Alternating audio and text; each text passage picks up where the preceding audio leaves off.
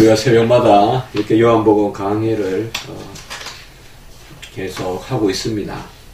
하나님의 말씀에 은혜가 있고 벌써 이렇게 3장을 우리가 지나가고 있는데요. 오늘 이제 세례 요한의 그런 마지막 증거하는 그런 모습을 볼 수가 있습니다.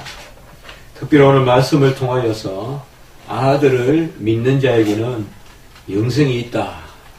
그 아들을 누구냐? 그 아들은 만물을 다 그의 손에 가지신 분이다. 이렇게 오늘 말씀에 증거하고 있습니다. 그러니 천하에 구원받을 다른 이가 없고 오직 예수 그리스도만을 붙들고 또 그에게 나아가야 되는데 그에게 모든 것이 다 있다. 그의 손에 있다. 이렇게 세례 요한은 증거하고 있습니다. 우리가 간혹은 하나님에게도 대적을 하지 않습니까? 사람들끼리 시기하고 질투하는 것도 있겠지만은 가만히 그 본질을 들여다보면 하나님의 일에 대해서 질투하고 그것을 거역하는, 간혹은 시기하는 이런 모습도 볼 수가 있는데, 세례 요한의 가장 우리가 세례 요한을 통하여서 새로운 시대가 준비되는 것은 바로 겸손이요, 또 순종이요, 무엇보다도 진리에 충실하다. 내가 어떤 자리인가를 바로 아는 것이죠. 자기가 누군지를 모르는 것입니다. 내가 어디에서부터 타냈고 어디에서부터 하나님이 나를 웅덩이같이 드러내셨는지 그런 것을 모르고 아주 자행자지하면서 내가 내 스스로 된 줄 알고, 이런 항상 교만함이 우리 안에 있습니다. 주의 일을 한다 하면서도, 그 거룩한 일을 한다고 하면서도 이러한 일들이 또 우리 안에 도사리고 있고, 내 안에 기본적으로 명예심과 또 자랑과 이런 것들이 도사리고 있는데, 세례 요한은 그런 부분에서 아주 지극히 자기 자신의 이치를 똑바로 지시하고, 그리고 자기의 일에 그 의미가 뭐냐? 바로 신랑의 친구로 신랑이 신부를 취하는 것을 기뻐하러 왔다. 우리 지난주에 봤지만은 참 이게 얼마나 본질에 충실한 것입니까? 신랑의 결혼식에 하객으로 간 사람이 신랑의 자리에 서서야 되겠어요. 신부를 잘 맞이한다고 시기하고 질투해서 되겠냔 말이에요. 신랑을 축하해주고 좋은 신부를 맞이하는구나. 예수님께서 천국 잔치로 우리를 생명에 이끄시는 그 잔치에서 그저 기뻐하고 화답하고 즐거워해야 되는 그런 모습인데요. 오늘에 보면 34절에 하나님이 보내신 이는, 저는 항상 이것을 이렇게 문장으로 생각해 볼 때마다 참 마음에 그런 은혜가 됩니다. 하나님은 목적어가 될 수 없잖아요. 하나님은 주어잖아요, 항상. 그런데 또 하나님은 스스로 계시기 때문에 아무것도 목적으로 삼으실 수 없으시죠. 하나님의 직접적인 목적어가 될 수 있는 존재는 없죠. 하나님은 스스로 계시고 홀로 영원하시기 때문에. 그래서 하나님은 스스로를 목적으로 삼으시는 거죠. 하나님이 하나님을 보내신 것이죠. 주어가 목적어가 되신 것이죠. 하나님이 하나님을 보내시는데 인격이시기 때문에 하나님이 하나님을 보내신다는 것이 그저 수사적이고 그저 변정법적인 그런 말장난이 아니다 이 말이에요. 하나님이 하나님을 보내시는 것이 인격적인 것이기 때문에 우리는 삼위일체를 보게 되는 것입니다. 그 삼위일체 하나님이 아니고서야 하나님이 하나님을 보내실 수 없는 분이에요. 오직 삼위일체 하나님만이 하나님이 하나님 자신을 보내시는데, 그 하나님이 하나님 자신을 보내시는 그 자신 보내시는 받은 분이 바로 아들이다 이 말이에요. 그래서 삼위일체 아버지는 아들을 보내시고, 이게 지극히 낮아지신 것이요 바로 경륜입니다. 하나님이 살아계신 경륜이고 하나님이 보내시니, 어찌 아들에게 보내신 이라는 이런 수동태를 써서 행위를 당하시는 이런 모습을 쓸 수 있겠습니까? 아들도 스스로 계시는 분이고 스스로 역사하시는 분인데, 그러나 우리를 위한 것이죠. 사랑이죠.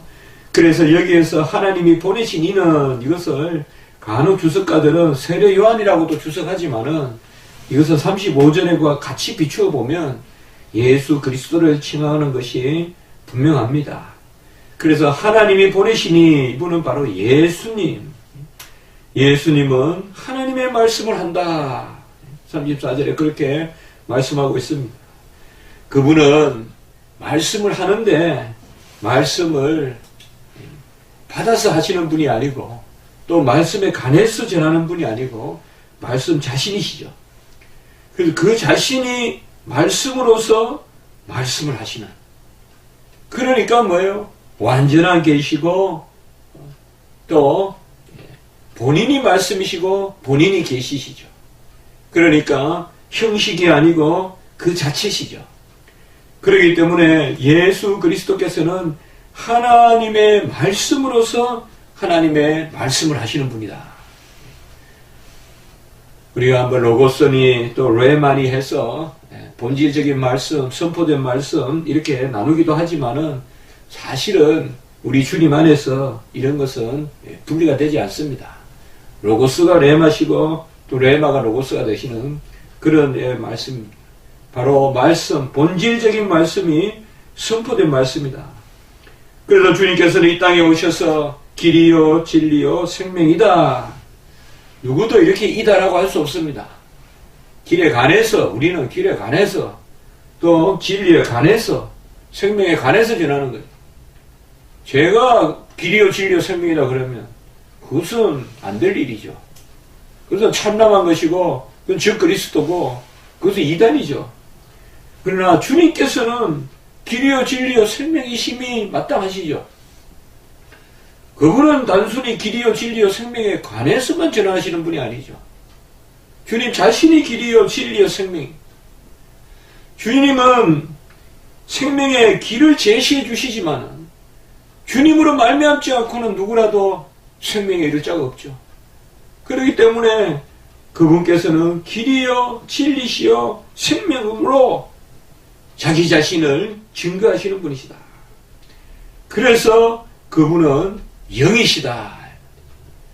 영이라는 말은 스스로 계시면서 살아 계시면서 자기 자신을 드러내시고 또 역사하시는 분이시다. 이 스스로 영이신 주님께서 세례를 받으셔서 성령을 받으셨습니다. 34절에 보면 하나님이 성령을 한량없이 주셨습니다. 이 부분도 우리가 잘 봐야 됩니다. 오늘날 신정통주의자들의 칼 바르트나 에밀 브루너나 이런 사람들은 이 부분을 주로 성령을 받았다. 우리가 동일한 수세, 그때 성령을 충만하게 받았다. 그래서 너무 양적으로만 비교합니다. 저도 신학교 다닐 때 성령을 한량없이 받았다. 이게 신성이고 우리는 성령을 그냥 받은 것이다. 이렇게만 설명을 하는데 이것은 어떻게 보면 조금 약한 설명입니다.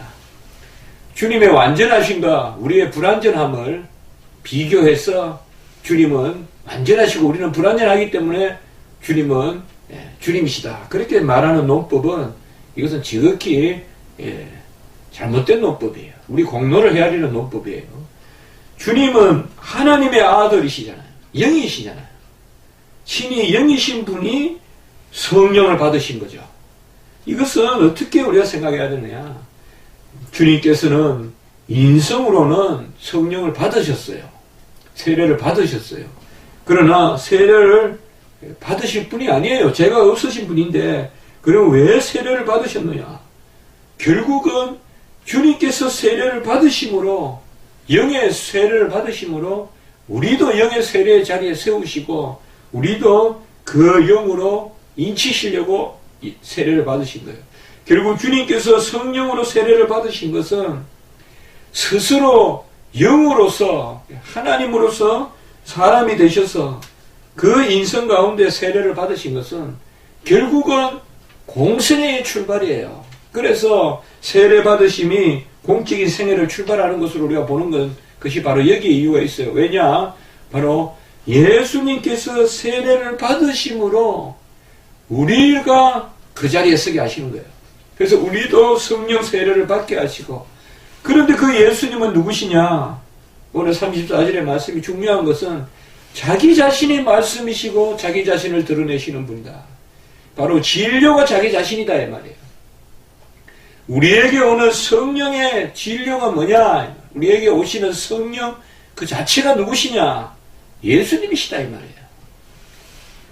영이신 분이에요. 우리가 성령을 받아요. 그 성령을 받으면 그 성령은 누구를 받는 것이냐? 예수님을 받는 것이에요. 그렇기 때문에 보혜사고 또 다른 보혜사고, 이게 신약과 구약의 차이점입니다. 제가 요새 헤르만 바빙크의 책을 새로 한국말로 이제 번역을 해서 4권이 다 나와서 지난 주간에 1권 읽고 이제 2권째 이렇게 읽고 있는데요. 이 부분의 바빙크 해석이 참 와닿더라고요. 바로 제가 금방 말씀드린 바로 그런 부분들입니다. 우리 교단에도 이 부분을 잘못 해석해서 지금 곤욕을 치르고 있고 그런 분도 있는 것으로 제가 알고 있습니다. 너무 예수님을 우리가 그 성육신의 비밀을 고백하면서 그분의 신성과 인성 가운데 항상 우리가 헤아려야 돼요. 버릇같이 예수님의 신인성을 함께 생각해야 돼요. 예수님의 신성은 신학에만 있고 요한복음 1장 1절에만 있는 것이 아닙니다. 예수님의 신성은 항상 인성과 함께 계세요. 그러니까 인성은 때가 되어 모태에서 성령으로 조성되신 것이지만 이 인성 항상 신성과 함께 계시다면 신성과 함께 계시지 않은 적이 없단 말이에요. 그렇기 때문에 예수님이 세례를 받아서 성령을 활력없이 주심이니라, 이런 부분을 가지고 너무 우리도 세례받았고 예수님도 세례받았고 그래서 예수님이 은혜가 넘치고 이렇게만 비교해 나가면 예수님은 잘해야 우리의 모범밖에 안 된다 이 말이에요. 이 칼 바르트나 이런 사람들이 성령론이 보면 오늘날 WCC의 성령론도 그렇고 주로 이런 데 붙들려 있어요. 분명히 우리가 기억해야 될 것은 예수님은 영이시요. 그때 영이라고 할 때는 성부, 성자, 성령을 다 칭하는 영이에요. 성령은 영으로서 성령이에요. 성부도 영으로서 성부시고 바로 예수님도 영으로서 성자세요. 그 영이신 예수 그리스도께서 성령을 받으셨다. 이 말은 신성과 인성 가운데 계시는 분으로서, 그렇기 때문에 그분이 그 받으신 영으로 우리에게 주시는 것이에요. 이럴 때는 뭐예요? 바로 그분이 우리의 중보자가 되시기 때문에. 그래서 중보자는 성령의 충만함을 받습니다. 그래서 한량없이 성령을 받으신 것입니다. 이 예수 그리스도께서 모든 것을 아버지께서 주셨다. 이것도 또 역시 삼위일체적인 그런 표현이라고 볼 수 있습니다. 아버지께서 아들을 사랑하사, 아버지와 아들의 관계는 굳이 말한다면 성부와 성자의 관계는 사랑입니다. 이 부분도 우리가 잘 생각을 해봐야 되는데요. 성부, 성자, 성령은 성부로부터 나시고 또 성령은 또 성자, 성부로부터 나오시는데 이 성부, 성자, 성령의 이 삼위의 관계의 어떤 기본적인 그런 본질이라고 할까요? 그게 바로 사랑입니다. 그래서 아버지께서 아들을 사랑하사 만물을 다 그의 손에 주셨다라고 이렇게 말씀하고 있습니다. 모든 것을 다 아들의 손에 주셨다. 마태복음 28장 18절 마지막 부분 마태복음에 보면 하늘과 땅의 모든 권세를 내게 주셨으니, 하늘과 땅의 모든 권세를 다 내게 주셨으니, 또 마태복음 11장 27절도 보면 내 아버지께서 모든 것을 내게 주셨으니, 그러니 그 다음에 뭐예요? 수고하고 무거운 짐진 자가 다 내게로 오라. 아버지께서 모든 것을 내게 주셨으니. 우리가 또 요한복음도 읽다 보면 이런 말씀을 만날 수 있죠. 요한복음 16장 15절에 보면 무릇 아버지께 있는 것은 다 내 것이라. 이렇게 이제 말씀하고 있습니다. 바로 모든 것을 아버지가 아들에게 다 주셨다.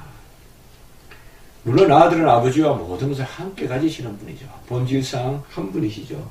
그러나 경륜을 이루기 위해서 다 그분에게 주셨다. 아들은 받으실 게 없는 분이에요. 아들은 세례를 받을 필요도 없으신 분이요. 아들은 권능을 받을 필요도 없으신 분이요.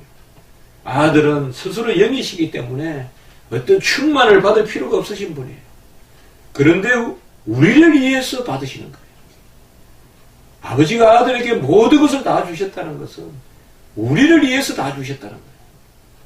우리를 위해서 다 주셨다. 뭐야? 중보자로서의 아들의 일을 이루시라고 다 주신 것이다. 그러므로 그분이 우리를 위하여 모든 것을 지고 가신다. 스스로 지시는 게 아니라 우리에게 나눠주시려고 지시는 분이다. 모든 것을 다 주님의 손에 주셨다. 우리도 하나님의 자녀로 삽니다마는 이런 예수 그리스도, 내가 채우는 것이 아니라 남을 채우시려는 우리 주님, 우리를 구속하시려는 주님께 다 주셨다.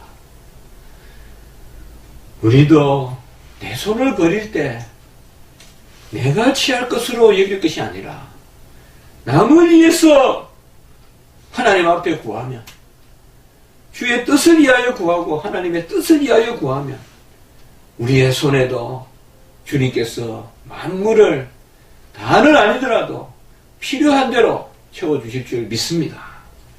하나님께서 우리에게도 주십니다. 이게 손은 제가 승리라고 하지 않습니까?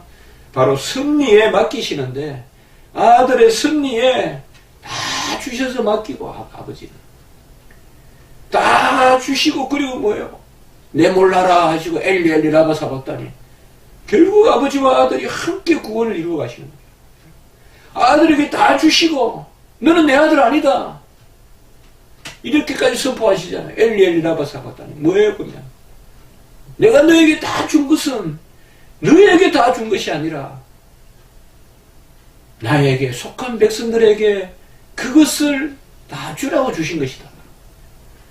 그렇게도 볼 수가 있죠. 아버지의 것을 아들은 누리는 것이 아니라 아버지의 뜻을 아들은 이루시는 것이죠. 아버지의 뜻을 이루는 것이죠. 우리도 주님과 같이 이 땅의 삶을 가집니다.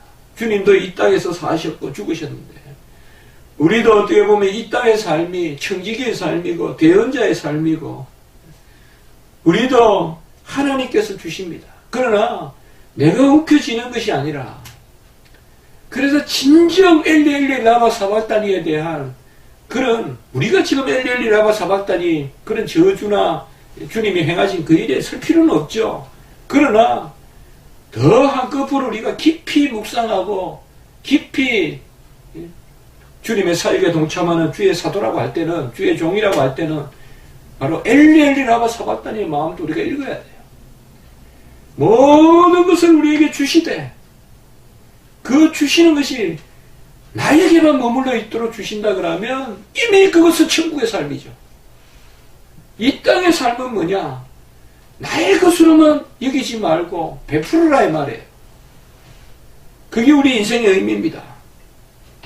그래서 어떻게 보면 주의 일을 위하여 고민하는 것은 합당해요. 주의 일을 위하여 끙끙 앓는 것은 합당해요. 어떻게 주를 위해 살고 어떻게 주를 위하여 베풀 것인가를 놓고 구하는 것은 합당해요. 그것을 뭐 지나치게 구한다, 지나치게 어떻게 한다, 그렇게 할 필요가 없어요. 주님은 이런 부분에서 분명히 우리에게 더 채워주실 줄 믿습니다. 하나님 나라의 이 일을 아버지께서 아들에게 다 주신 것은 아들을 버리기 위해 하신 것이에요. 역설적으로 들리는 것이 아니라 이것이 바로 십자가의 신앙이에요. 다 주신 것은 버리시려고 주신 거예요, 아들을. 그건 뭐예요? 아들은 다 받은 것을 가지고 누리는 것이 아니라 아버지의 뜻을 이루는 것이에요. 그것이 이생의 삶의 의미예요. 이생의 삶은 다 지나갑니다. 10년 후에, 20년 후에 30년 후에, 40년 후에 다 죽습니다. 그러면 우리가 하루하루의 삶을 어떻게 살아야 되느냐? 바로 이런 부분을 통하여 근본적으로 우리는 아들의 사역을 바라봐야 돼요. 그것이 바로 주의 일꾼되고 주의 백성들의 바탕한 것입니다. 예수님의 손에 모든 것을 주셨습니다. 주님께서 하나님의 드러내심이요, 이루심이요, 통치하심이요, 우리의 만왕의 왕이 되신 것은 자기 자신을 다 주심으로 말미암아 다 주셨기 때문에 왕이 되십니다. 오직 그 아들이 바로 우리에게 자기 자신을 주시려고 오셨기 때문에 모든 것을 아들에게 주신 그 아들만 영접하면 우리가 모든 것을 누린다. 다른 것이 더 필요 없다 이 말이에요. 이 아들을 영접하는 길이 36절에 보면 믿음입니다. 믿음이 아들을 받아들이는 것입니다. 믿음은 아는 것이요, 인정하는 것이요, 신뢰하는 것입니다. 우리는 믿음의 세 요소라고 하죠. 믿음은 아는 것이요, 그렇게 인정하는 것이요, 그리고 그것을 신뢰하는 것입니다. 이 믿음이 없이는 하나님을 기쁘시게 못하고, 이 믿음은 바로 아들을 믿는 믿음입니다. 아들을 통하여 아들 안에서 아들을 믿기를 원하십니다. 그것이 아버지의 뜻입니다. 이 믿는 것이 무엇이냐? 오늘 36절에 바로 대꾸가 되어 있는 게 순종한다는 뜻입니다. 그래서 이 믿음과 순종은 동시적인 것이요, 이시적인 것이 아닙니다. 믿음으로 순종에 이른다 로마서 1장에 말씀이 있지만은 순종과 믿음이 동시적이다. 이 말은 뭐예요? 순종이 우리로부터 나온 것이 아니다 하는 뜻이에요. 순종이 우리로부터 나왔다 그러면 내가 먼저 순종해서 믿게 될 것이요. 또 순종 없이 우리에게 그저 믿음이라는 것이 그저 우리에게 역사한다 그러면 그저 순종은 믿음의 열매일 뿐이죠. 그렇게 봐라. 이렇게 보나 저렇게 보나 다 그 근원이 우리에게 있게 됩니다. 그러나 믿음과 순종이 동시적이다라고 우리가 말할 때는 이것은 선물입니다. 이 순종은 무엇에 대한 순종이냐? 영의 감동에 대한 순종이죠. 성령의 감화에 대한 순종이죠. 그러니까 믿음이라는 것은 성령의 감화에 순종하는 것입니다. 이 성령의 감화에 순종하는 믿음이 있는 자에게는 영생이고 영원한 아들됨이 있고, 그리고 그렇지 못한 자에게는 이 영의 역사를 거역하고 성령을 해방하고 성령을 받아들이지 못하는 사람은 영생을 보지 못하고 진노가 머물러 있다. 바로 저주 상태에 있다. 진노는 우리가 어떤 적극적인 의미라기보다 진노라는 것은 그냥 두심입니다. 저기 건너편에 주님께서 서서 우리를 부르시고 다리가 있는데도 그 다리를 안 건네는 거예요. 믿지 못해서. 내가 그 다리를 건너면 다리가 무너질까 부서질까 믿지 못하고 감동을 주는데도 그래 건너가면 될 것 같은데 부르시는데 주님께서 그걸 뭐 안 건너가는 거예요. 불신하는 거예요. 그리고 다리 건너편에 있는 게 그게 저주예요. 뭐 다리 건너편으로 하나님이 폭격을 하시고 뭐 그거에 뭐 사자를 불러다 죽이고 그게 아니라 다리를 안 건네는 게 저주예요. 슬피 울며 이를 갈미 있는 거예요. 하늘문이 열렸는데 들어가지 못하는 거예요. 그게 바로 저주예요. 믿음의 순종. 오라, 오라 부르시는데, 와보라, 와보라 하시는데, 그 다리를 건너면 되는데, 우리는 구원의 믿음을 다 가졌습니다. 여기에서는 구원의 믿음을 말하지만, 이것을 우리의 삶에 적용해 보면, 우리의 삶도 그런 역사가 있는 줄 믿습니다. 제가 지난 주간에 복덕방을 가봤는데 그쪽이 너무나 비싸요. 그래서 제가 생각하던 거하고 너무 달라요. 그래서 많이 낙담도 됐지만 어쨌든 하나님의 뜻이면, 우리 마음에 감화를 주시고 감동을 주신 하나님의 뜻이면 너무 우리에게 하나님 바라는 거 있잖아요. 정말 이 한남동의 십자가지기 교회 너무 귀합니다. 우리가 하나님의 은혜를 전적으로 의지하되, 그러나 우리 마음속에 하나님께서 또 주시는 마음이 있다면 그곳에서 더 많이 또 전도도 하고, 또 그곳에서 우리 십자가지기 교회에 선포하고 가르치는 교회의 본연의 일도 좀 더 감당할 수 있다면 하나님께서 우리에게 또 그곳에서도 역사하지 않을까. 그래서 일체 하나님이 하시는 일에 처음부터 이성적으로 개수적으로 접근할 것이 아니라 은혜로 하나님께 접근해야 된다. 그런 생각을 해보는 것입니다. 하나님 보시기에 비싸고 싼 것이 문제가 아니라 하나님의 뜻을 이루고자 하는 순종이 문제라고 생각합니다. 그렇기 때문에 항상 우리가 아들을 믿고 모든 것을 다 주신 아들, 그 아들을 믿고 우리가 순종하며 나가는 그런 역사가 있기를 주님의 이름으로 축복합니다. 기도드리겠습니다. 하나님 아버지 감사합니다.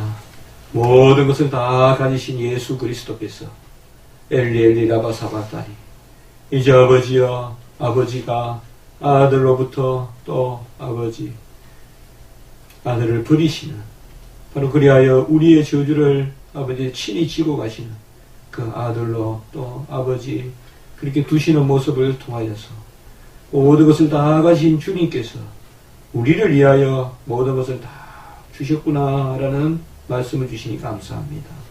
하나님 아버지, 우리의 인생도 이 생의 삶의 의미도 하나님께서 주시되 그것을 그저 내가 누리는 선에서 아버지가 가지는 것이 아니라 우리도 베풀고 우리도 주님의 영광을 드러내는 도구로 사용하시기 위함이란 것을 깨닫게 하시니 감사합니다. 하나님 아버지, 믿음의 순종, 순종의 믿음 저희들에게 허락하여 주시고 마음의 감화와 감동을 쫓아 기도하고 모든 것을 다 가지신 주님을 의지하게 하고 우리가 세상적인 그런 산법으로 주의 일을 행하는 것이 아니라 믿음으로 감당할 수 있도록 인도하여 주시옵소서. 오늘 한날 주일학교와 모든 아버지 오전 오후 예배와 또 성도의 교제와 주를 위한 영광 돌림과 모든 순서 위에 하나님 함께하여 주시옵고 우리 섬기는 교육자들 위해 특별히 은혜를 더하여 주시옵소서. 감사하옵고 구주 예수 그리스도의 이름으로 기도드리옵나이다. 아멘.